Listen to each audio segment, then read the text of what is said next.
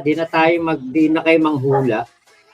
Ito po, ito po yung naitabi ko. Buti nga talaga naitabi ko to. At alam niyo mga litrato po dito, buti talaga. At ito kasi kailangan po itong ano tawag dito, yung ayusin. Kasi kapag pinapasok ko siya dito sa USB, ang lumalabas, yung kailangan siya i-format. Kailangan daw i-format bago daw magamit. Kasi ngayon, tinago ko kasi yun nga yung problema ko, bakit kailangan i-format. Alam ko naman buo naman to. Alam ko okay naman to mga to. Kasi parang parang sabi ko, papaayos ko kasi sayang yung laman nito. Katulad nito, 128 GB. Yung mga video, mga ni Kulao nandito. So, meron akong kakilala ditong medyo may alam sa pagkalikot ng mga ganitong USB. Ginawa ng paraan. Ayan, nabuksan ko. Naayos naman. At yun nga, nakuha ko nga yung mga ibang mga videos. Ayan, nakuha ko. Tapos, ito yung mga nakita ko. Na-screenshot ko pala to. O na-download ko, na itabi ko. Ngayon, ito po yung unang-unang post dyan. Tanda ko yan eh. Ito. Ang nagsalita ay yung Marie Gasha. Sabi dito, Francis Leo Marcos, Norman Mangusin, totoo bang ikaw ang nagpagurgur dito kay Lucky Don sa Sauyo, QC dahil tinulungan niya ang mga taga San Ramon, Isabela? Sagutin mo ito. Kung talagang hindi ito pagbibintang, gusto kong malaman ang katotohanan mula sa bibig mo. Post po yan, post yan. Yan yung nakita nating post. Syempre, ako naman, parang wala lang sa akin yan nung una. Pero ito po kasi, naibalita po yan. At nakalagay nga po dyan, ayan nagurgur ang isang caretaker, makaraang malapitang, ayan po ang nakalagay dyan. Tapos, ayan naman. Ito po yung kumbaga balita patungkol po dito. Rodel Pallorina. Yan po ang pangalan niya. Rodel Pallorina.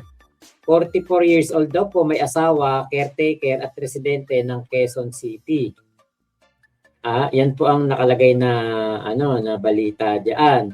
At sabi po dito, masaya daw pong nagiinuman ang etong sila Manny Boy Kitang, Gilbert Barredo at kaanak na si Joven Pallorina sa nasabing compound nang biglang pumasok ang isang tao, ayan sa gate na nakasuot ng jacket na may hood at may dalang payong. Kaswal daw na lumapit ang suspect sa biktima at sunod-sunod itong habang nagsitakbuhan naman ang kanyang mga kainuman sa takot na blank din sila.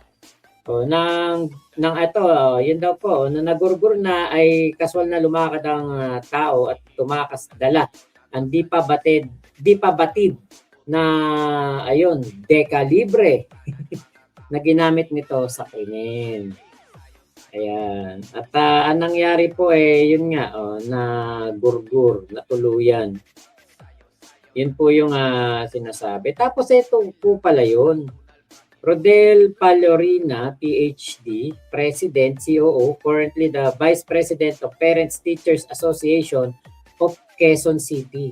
He is also the President of John Gabriel Trading. Ayan. Dahil po sa agawan ng lupa yata ang problema dito. Kaya po, yan nga po yung ating na-topic nitong nakaraan, di ba? Na na meron palang ganitong pinakaharap na tong si Kulaong. Di ba? Meron palang ganitong sa kanya, akusasyon So ito pong Rodel Pallorina, yan daw po yung nagurgur. Yan po yun. Yan po yung balita. Ito nga po, kaya ko lang naman to na itabi kasi nga, nakita ko yung pangalan dito sa taas. Ayan, no? Yan po yung nakalagay. Francis Leo Marcos. Ayan, no? Diba? Yan po yung, yan po yung nakalagay diyan. Totoo bang ikaw ang nagpagurgur dito kay Lucky Don sa Sauyo, PUC dahil tinulungan niya ang mga taga Ramon Isabela? Yan po yung post po nung ito Marigasya nga yata to.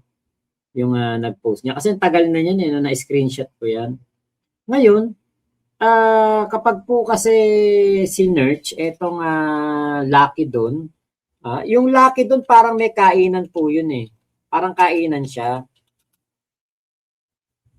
Parang restaurant siya na na yung mga parang mga tapsilogan, ganun. Mga short order. See.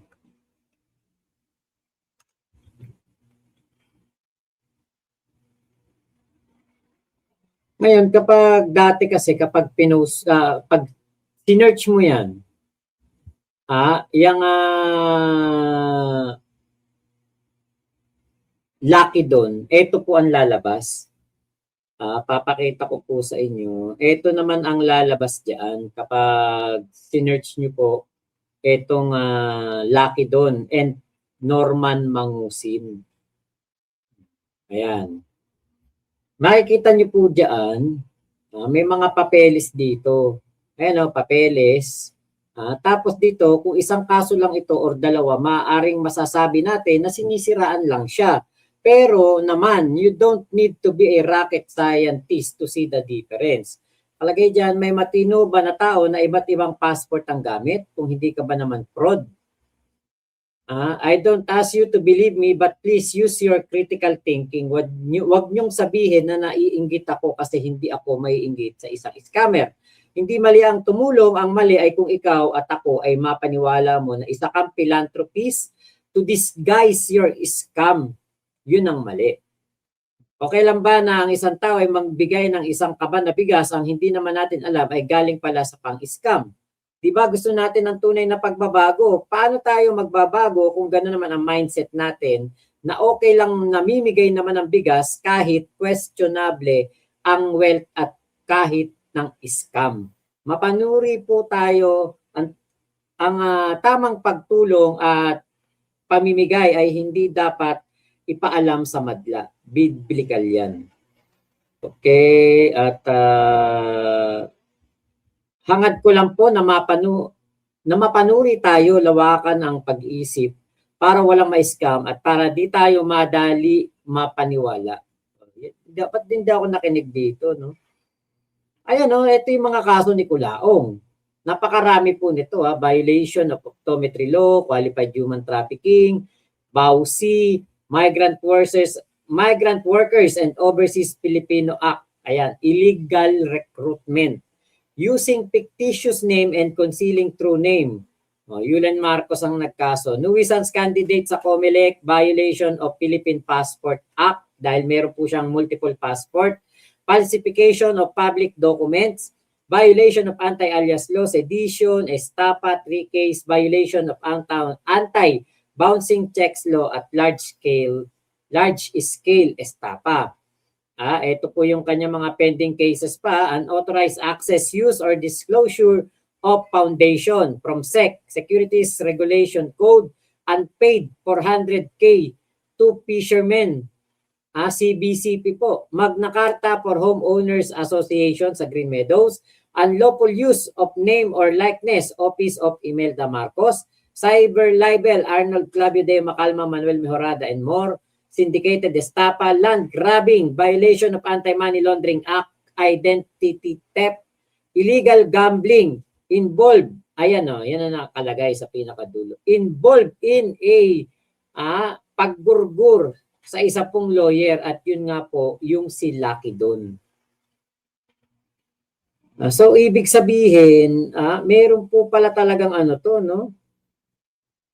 Meron po pala talagang matinding kinakaharap to ng mga problema. So ito, may mga nakapost po diyan, alias warrant, ano ba to? Anong kaso to? Yung kay Vera. Yung matanda na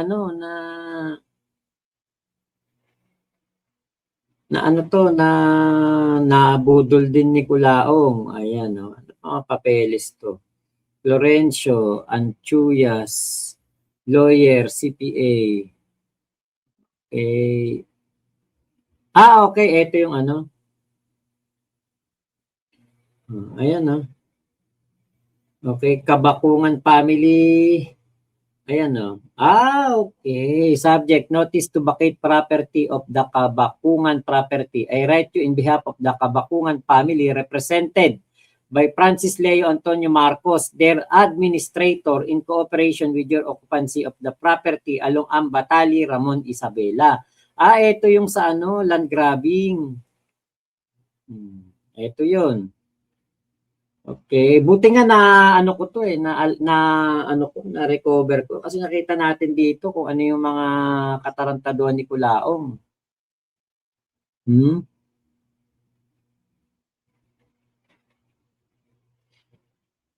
Tapos ito pa, ano ba to? Ito yung Bausi naman. Ayan, yan po yung Bausi. Okay. Francis Leo Antonio, aka Norman Mangusin, aka Lorenzo Mangusin. Yan po yung iba't ibang mga kaso. Ito naman, bouncing check. Account close. Grabe pirma ni Culaong, pero account close. Ngayon wala ng bangko. Okay, ito naman, police report, all concerned, complaint, land dispute. Yan po ang nakalagay diyan. Okay, yung kanina dito, nakaano ba to? Hindi pala naka-zoom. Okay, ito naman ay pinapaalis sa kanyang lupa. Ito, Violeta Gamis, Ira is 44 years old, married, housewife, resident, Batalir, together with her brother, Noel Gamis, ayan, also resident of said place. Okay, nabanggit ba dito si Culaong? Parang hindi naman eh.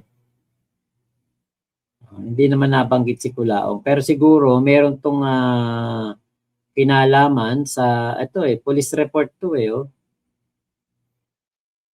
Pero wala naman nakalagay kay Culaong. Ito, bumalik na tayo dito sa alias warrant. Okay.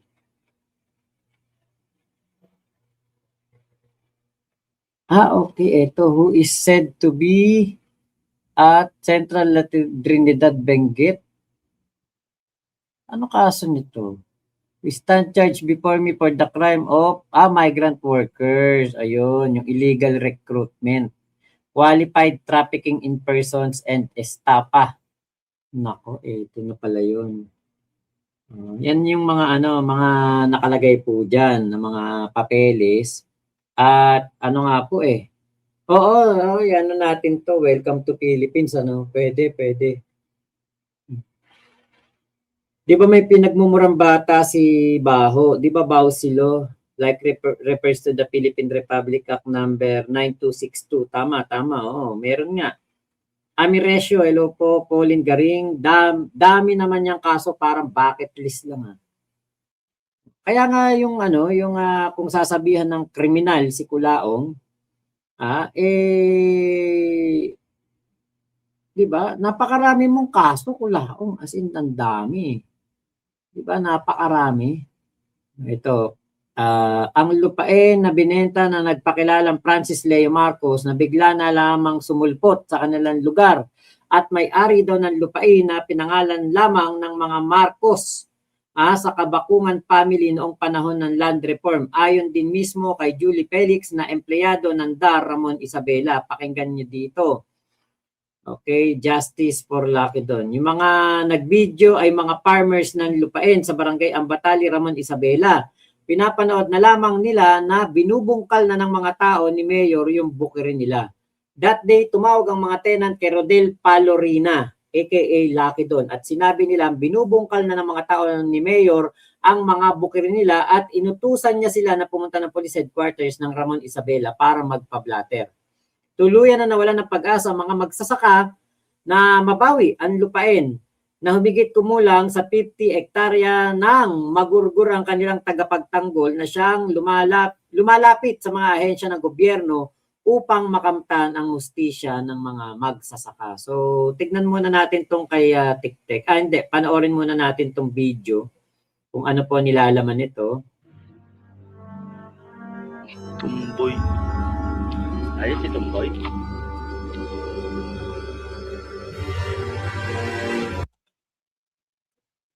Inagaw daw ni Francis Leo. Naku, mina pa yung wifi signal natin. Okay lang humina, wag lang tayo mawawala sa live.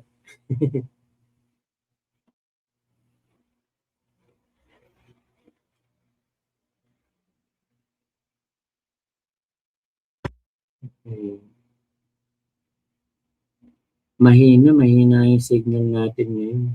Ayaw niya mag-play. Oh. I-download na lang natin para mamaya ay i-play natin kung ano yung sinasabi dito.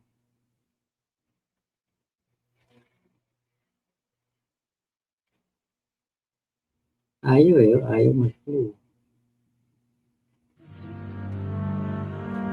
Tumboy.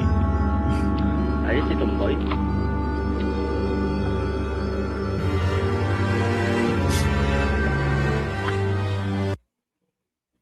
Ayaw magtuloy. Tignan natin kung ano yung mga iba pa dyan.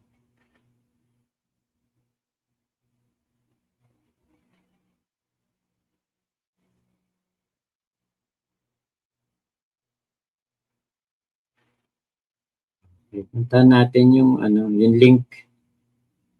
Ito kasi yung link eh. Ito pala meron pa post dito. Para sa mga Normanians diyan, inilabas na namin ito dahil kinumpirma na mismo ng NBI na si Francis Leo Marcos ay isang impostor at Norman Mangusin ang kanyang totoong pagkatao. Kahit alam namin ang totoo, hinintay natin ang kanilang pahayag. Hinggil sa usapin sa lupaing ito ay ginamit ni Norman ang pangalang Francis Leo Marcos upang mapaniwala ang mga tao na Marcos nga siya at maibenta ang lupain. Naiintindihan niyo po ba? Parang gano'n ang dating parang kahit sa kahit po sa kaso, kahit po sa pangalang Norman Mangusin, may kaso siya. Sa kasong sa pangalang Francis Leo Marcos, may kaso din siya. So ito po yung yung TikTok page noon, na sikat noong panahon ni ni Hello. Kulaong. Yes, nirefer kayo ng grupo na anong grupo nung nagbebenta ng lupa diyan, ma'am, yung sa Kabakungan Estate? Yes, sir. Yung grupo ni Mr. Francis ba yun? Marcos. Kasi interesado kasi yung brother ko na mag-inquire dun sa lupa kung ano po status niya, kung pwede namin, kasi interesado bumili eh. Yun ang problema, mahina yung wifi natin. Hindi nagtutuloy.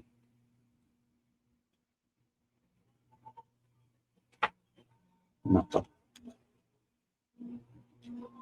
Siguro upload ko na lang po ito ng bukod, itong na ito para ma-check natin kung ano yung pinag-usapan diyan. Issue to kay kay Lucky Don. Tapos ito okay, ito yung kanina yung nakita natin. Yung kay Lucky Don na pala yun.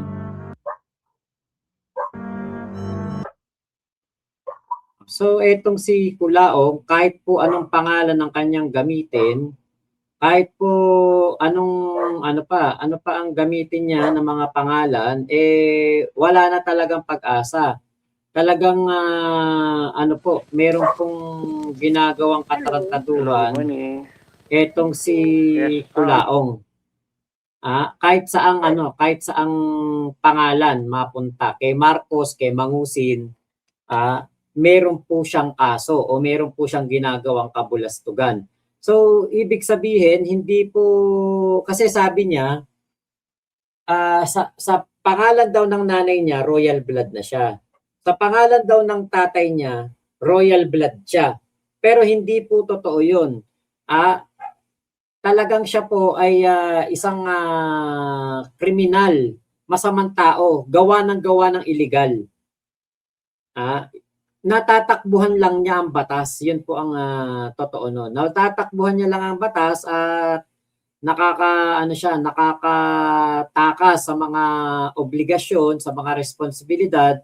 Pero ang totoo po, swerte lang to dahil nga po natatakbuhan niya ang batas. Kasi nga po kung hindi, matagal na tong nakakulong.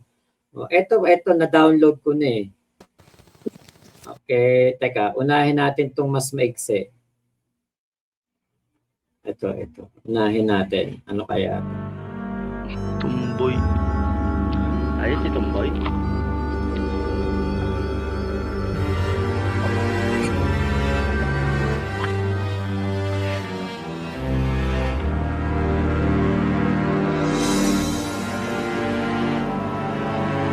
May traktor.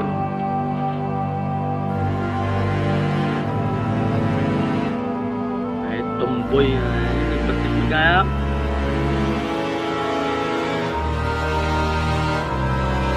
Torquets.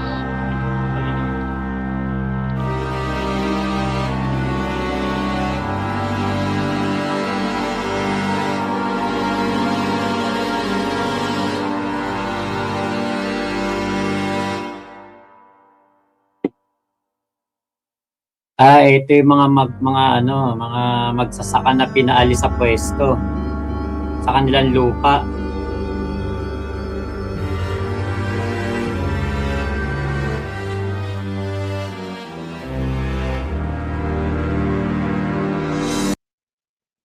Tanggalin na lang natin yung sounds. Okay. Ayan. Pinakita pala si Kulaong dito. Ayun, Julie Felix Nandar. Ayun, okay. Kernel Maralag. Ito yung mga kasabwat ni Kulaong. Parang ito yung pinapakita dun sa video kung sino yung mga kasama ni Kulaong na may ginawa doon sa lupa. Parang yan yung pinapakita dito. Ayan Joel Dulin. Ayan, nakalagay, land grabber, fake Marcos. Hindi pa ipinikulang dito, hindi pa naka-veneers. Ayan Norman Mangusin. Ano to? Nagpanggap lang na Francis Leo Marcos, land grabber on site.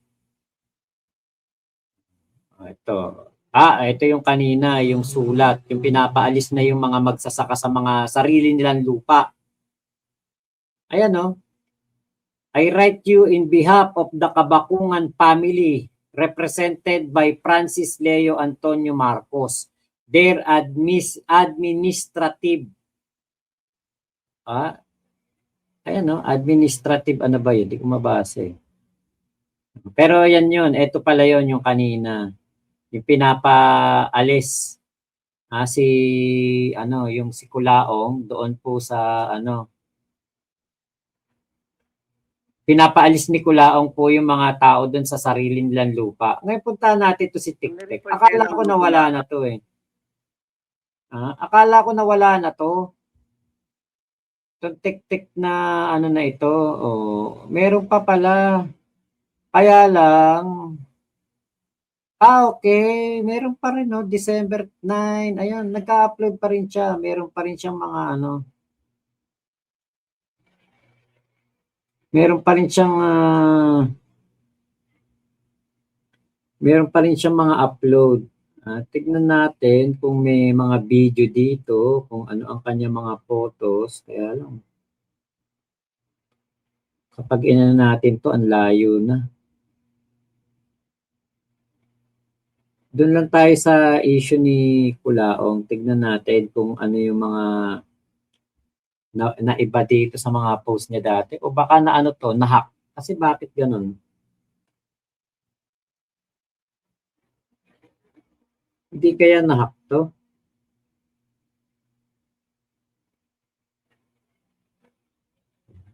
Si Kulaong yung pinopost nito dati. Ayun.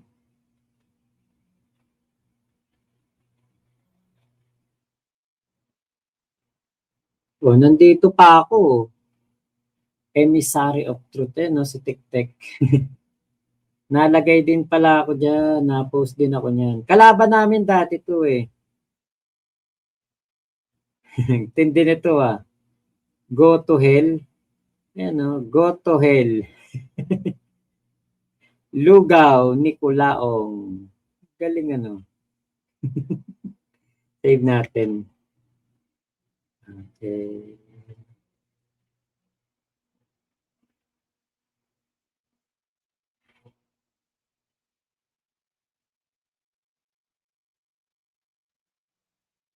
Ito yung dating mga posts kay Kulaong, about kay Kulaong. Itong Tiktek.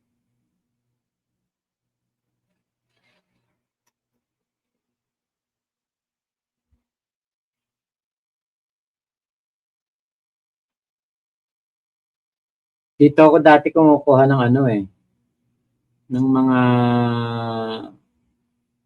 masosoplak.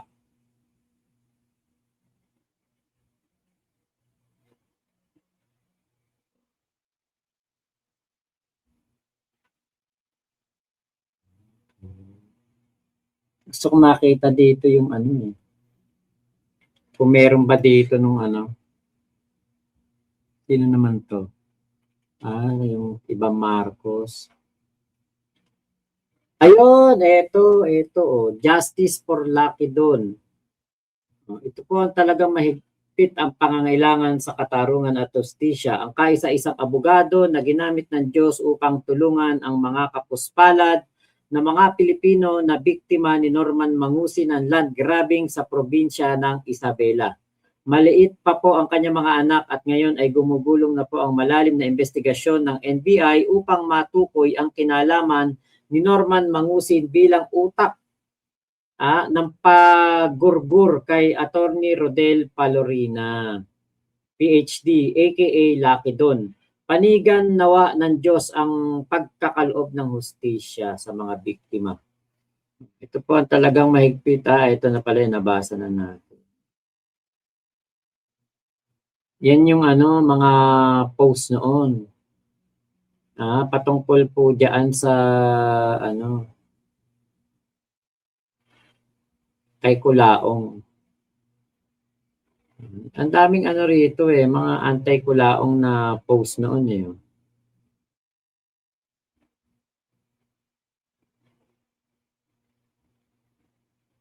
ito yung listahan ng mga vlogger Ito po yung listahan ng mga vlogger noon. Si Kabise, Coco Bonsai, ito pala hinihingi sa akin ni Meme God. Sayang hindi ko naibigay. Ngayon ko lang kasi ito nakita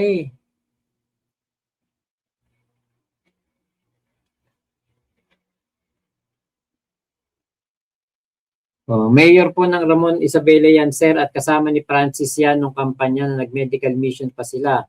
To the escort mga PNP kay Leo Don sa Ramon, utos ni Mayor. Okay, kaya pala yun ang sinasabi niya, domicile niya. Si Sildaran ay dati lamang Kristo sa sabungan at umaasa lang din sa mga balato. Pero nagulat ang bayan ng Ramon nang tumakbong mayor at nanalo. Tanong, saan kaya galing ang limpak na perang nagamit niya sa eleksyon? Okay. Kaya pala, kaya pala ano tong si Kulaong. Malakas doon sa ano sa sinasabi niyang ninong niya, si Ladaran kasi ano pala siya doon kumbaga malaki na itulong niya siguro dito sa ano niya, dito kay Ladaran.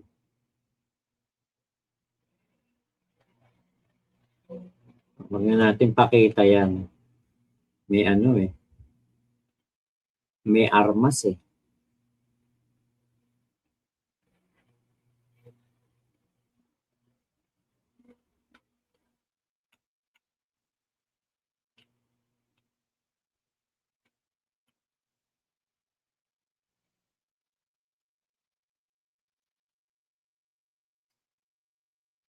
Pati si Kuya Nino Barsaga nasama dun.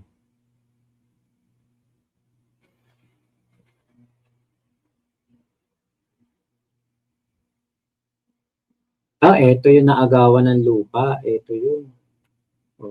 Dumating sa NBI ang mga abogado ng mga lupain na inaangkin na nagpakilalang Francis Leo Marcos na may totoong pangalan na Norman Mangusin. Nakapangalan di umano ito sa nagngangalang Antonio Villamor Sr.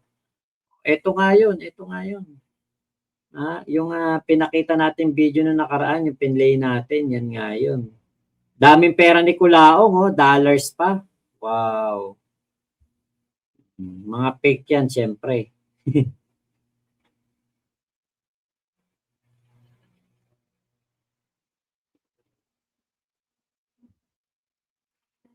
Tapos, oo, eto na.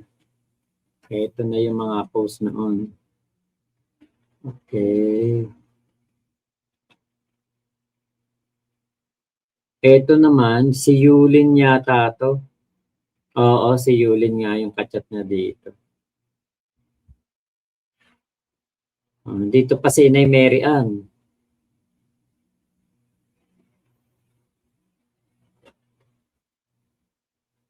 May video pa kaya to? Ito, yun, si Konsehala Pia Cabral. Ito yung nabigyan din ng bigas ni Kulaong ito yun, binigyan din ng bigas ni Kulaong. Puro tungkol kay Kulaong to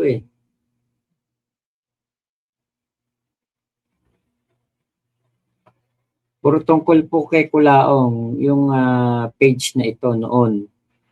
Matindi ang ano nito, galit ni Kulaong dito.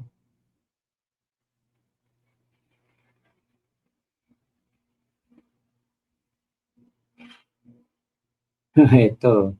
Yan, Francis Leo Marcos nag-donate ng 10 milyon sa mga kapulisan. Ito si Ma'am Epa, yan yun, yung asawa ng general na ano rin. Muntik na ring nabudol na pala ni Kulaong. Si Kulaong naka Marcos na Fortuner saka yung isa Stigana.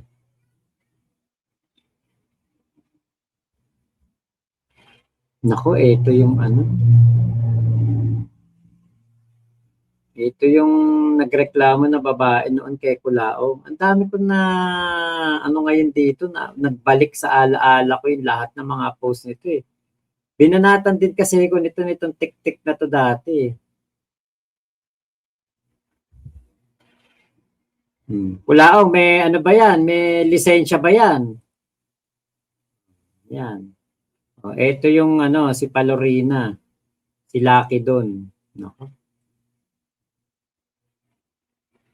Ano to? Okay. Nako, ito yung matindi rito.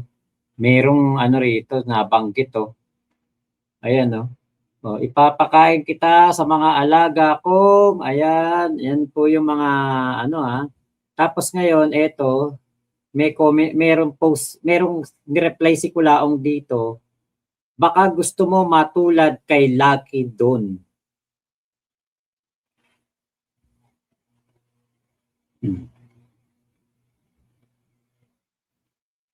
Kaya kaya nai-involve dito si Kulaong eh. Dahil dito sa Lucky doon, dahil siya po yung pinagbibintangan na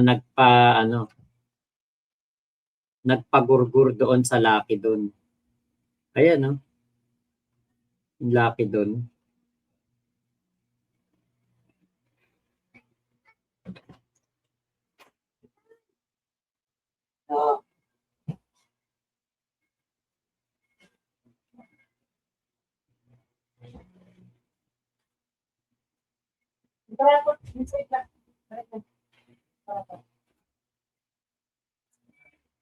Ayun no. Rodel Palorina, DILG pala, patay ka ngayon. Ayan. Yan yung mga pagkaka-involve ni Kulaong dito sa Rodel Palorina na to.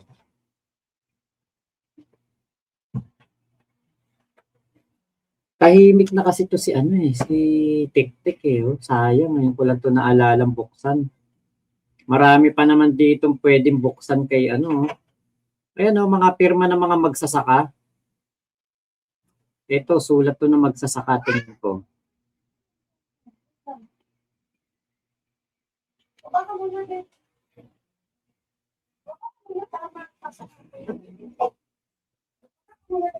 Mga ginawa ni Kulaong noon na katalantaduhan. Mabubuking natin dito. Teka, basa muna tayo comment. Huwag nyo lamugin si Norman. Oy, Kuya Arnold, shout out. Trixie Pax, puro siya allegedly. Tama po. Boss, puro siya allegedly. Tinker Belat, Boss Mac, iba talaga karisma ni Kulaong. Daming views. Pag tungkol sa politics, hundreds lang. Allegedly, ang bagong favorite word ni Kulaong sa live niya para iwas libel. Pero siya naman yung nag-a-allege. Wala namang iba. Tama. Hello. Ayan, ng Aklan. Ayun, shoutout po. Bla, hello po. Si Tina. Shoutout Lods, Mac. Mas maganda at matibay daw ang binibenta ng mga cellphone kaysa mag-Apple or Samsung, sabi ni Kulaong. Nek-nek niya. Miyembro nga yan, Boss Mac, ng pamilyang pangit na namamana.